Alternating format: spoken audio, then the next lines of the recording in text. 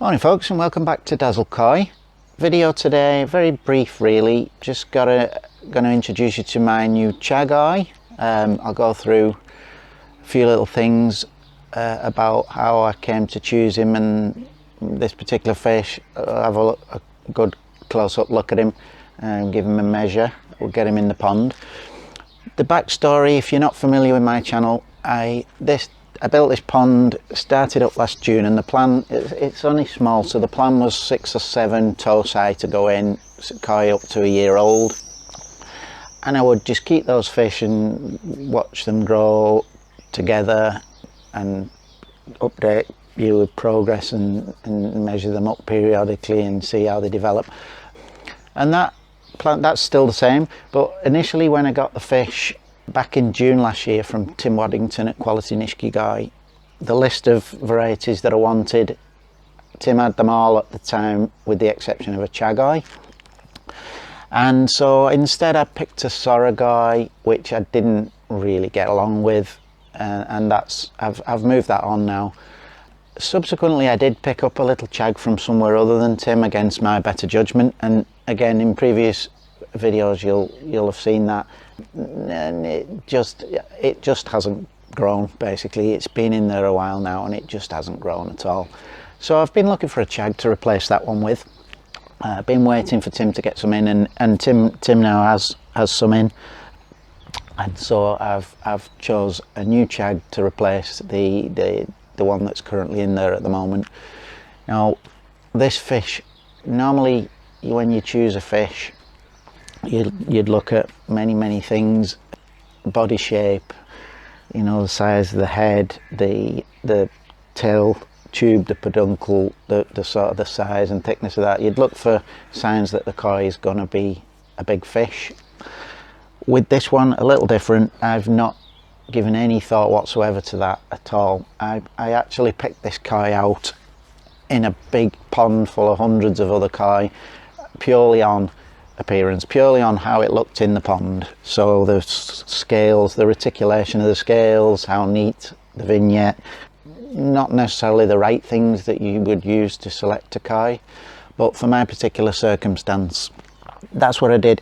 And the reason for that is that I don't want a koi to grow fast and big, because it just means that I've got to move it on sooner, because it'll outgrow this pond very quickly, particularly a Chag. If I picked a Chag based purely on the potential for it to grow, it would outgrow this pond in no time. So I gave that no thought at all. But obviously when choosing your fish, it is something you would look at, and I'll probably do a video actually on selecting koi at some point. But yeah, just to make the point, this I picked this purely on sort of the skin, the reticulation of the scales, the colour, and nothing else. So we'll have a good look at the fish and give it a measure, and then we'll get him in the pond. Okay, so there she is. It is worth saying I've had blanket weed on the walls and the bottom of this pond pretty much since it started up in June. I've been riding it out. I've treated occasionally with hydrogen peroxide. That has now died off, so I'm at the stage now where there's thick black, the slimy stuff on the walls instead of the weed, which is breaking away constantly. So my water is pretty awful at the moment, so you'll see all the bits in the bowl. So that's where I'm at. But yeah, that's the fish. Probably 90% confident it's a female. Not 100%, it isn't guaranteed, but probably 90% confident she is a female. Obviously, given what I said earlier, probably would have been more sensible to get a male fish, in that males generally don't tend to grow as big, don't tend to have as much volume, although these days quite often there are some males that you would swear were females, with the bodies of females. But I think the downsides to having a male koi in the pond outweigh the positives. So yeah, it probably is female. And as I say, picked purely on appearance, reticulation. The scale pattern on the fish is really good. very strong vignette. You know, the dark areas around the scales is good contrast. Got a single little Ginrin scale there on the head, which I'm always told is a sign of good skin quality. So yeah, there she is. Very calm fish, you know, not nervous at all about being handled. So far so good, really. Looks to be a really good prospect. As I say, I didn't consider at all the propensity to grow with this fish when I bought it. With hindsight now, it's in the bowl looking at it, you know, a good long fish with a body that will carry a lot more volume than she's got now. Good thick tail tube, peduncle there. Probably good signs that the koi could be a big fish when it grows.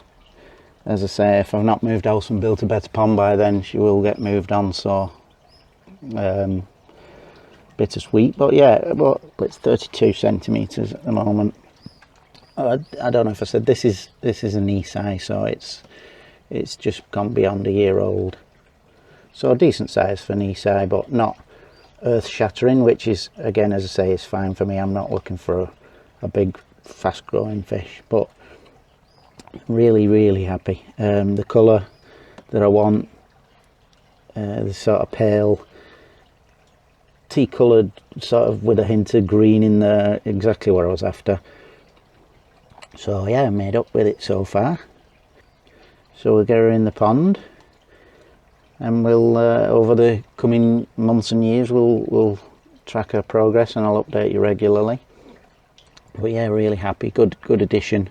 And the other little chag that I've got at the moment will be moving on shortly. I think every pond needs a chag. They're always the character of the pond. But not only that, they do bring out the confidence in the other fish, encourage other koi that would normally be a bit more reserved and a bit quieter to kind of come up, and you know, that their confidence and their friendliness tends to be infectious. You know, it does tend to bring out the other koi. They're always the character of the pond.